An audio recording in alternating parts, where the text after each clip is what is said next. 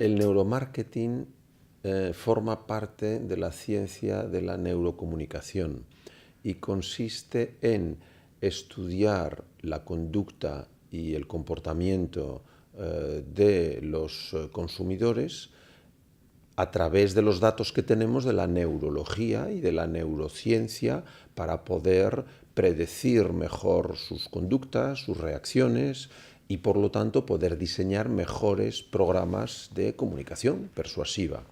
¿Qué herramientas utiliza? Pues utiliza todas las herramientas que nos permiten tomar medidas biométricas, es decir, medidas de la reacción del cuerpo humano. Por ejemplo, el electroencefalograma para detectar señales eléctricas del cerebro, la respuesta dermoeléctrica para detectar las medidas de la piel y de las emociones, el eye tracking para ver hacia dónde miran los sujetos y medir la pupilometría, si aumenta o disminuye la pupila, la tasa cardíaca para conocer si el sujeto se ha emocionado o no en función de cómo son sus pulsaciones, la respiración, etc. Es decir, todas aquellas herramientas que nos permiten medir con precisión las respuestas del organismo en función a unos estímulos.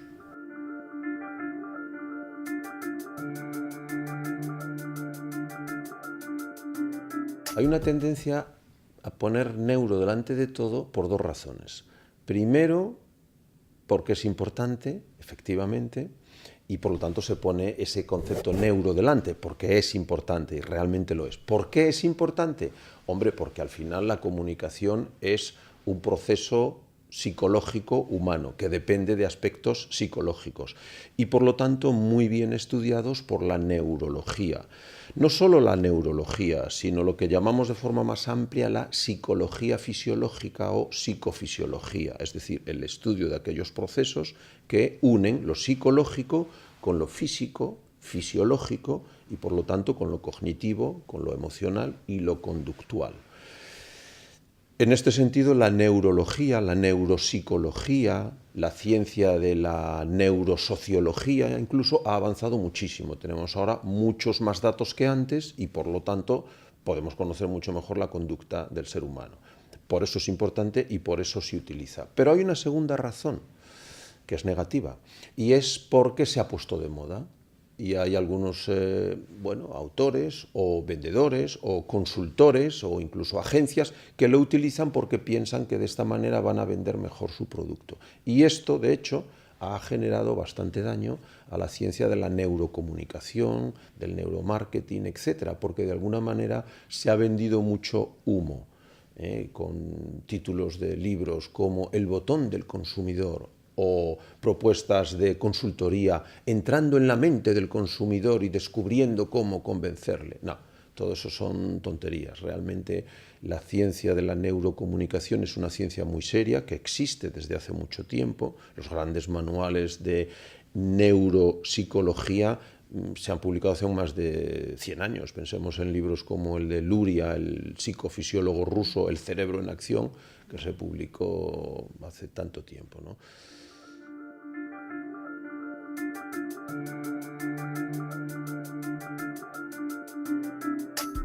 Bueno, en parte hemos respondido con lo que hemos dicho anteriormente, ¿no? Aporta muchísimo, porque el poder conocer en profundidad las estructuras anatómicas, saber cómo funcionan esas estructuras anatómicas y qué consecuencias tienen sobre la conducta, nos permite hacer cuestiones como proyectos de investigación para poder detectar las reacciones de los sujetos frente a una campaña publicitaria, por ejemplo, o para diseñar adecuadamente una campaña publicitaria o de comunicación persuasiva, o para hacer un mapeo de hacia dónde miran las personas en una página web y poder calcular los heat maps, lo que llamamos los mapas de calor en función de a dónde han mirado los sujetos.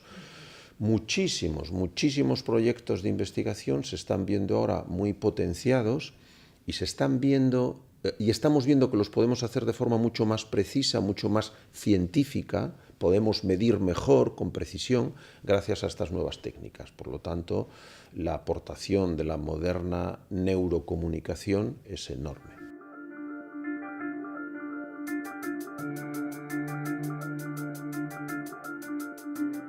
Bueno, todo aquello que aporte a la ciencia de verdad, a la verdadera ciencia, está aportando a la sociedad. Al fin y al cabo, la función de la ciencia es servir a la sociedad. Esto es lo que pretendemos al descubrir nuevos corpus teóricos, nuevas leyes. La ciencia trabaja para poder actuar sobre la realidad, controlándola, por así decir, y mejorando, por lo tanto, el bienestar de los individuos. Por lo tanto, puede aportar mucho siempre que se use con este ánimo de hacer verdadera ciencia, de hacerlo para bien. Siempre, claro está, la ciencia se puede hacer para bien o para menos bien, ¿no? A veces se habla en este sentido de la posibilidad de manipulación de la neurociencia o del neuromarketing para, como decíamos antes, entrar en la mente del consumidor y manipularlo. No, esto es absurdo.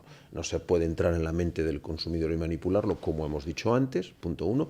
Y punto dos, no hay ningún problema ético en utilizar la neurociencia, más allá del problema ético que pueda haber en utilizar un focus group o una entrevista en profundidad o un médico a la hora de hacer una amputación de una pierna. Si es que la tiene que hacer es por el bien del sujeto. Otra cosa si ese médico, en lugar de hacer amputaciones, se dedica a hacer experimentos de biogenética extraños en contra de la ética. Bueno, bien, puede hacerlo. Igual que un físico puede utilizar la física nuclear para hacer una bomba atómica, ¿no? Pero en principio la ciencia es para el bien. Por lo tanto, si el neuromarketing ayuda mucho a la ciencia, va a ayudar a la sociedad.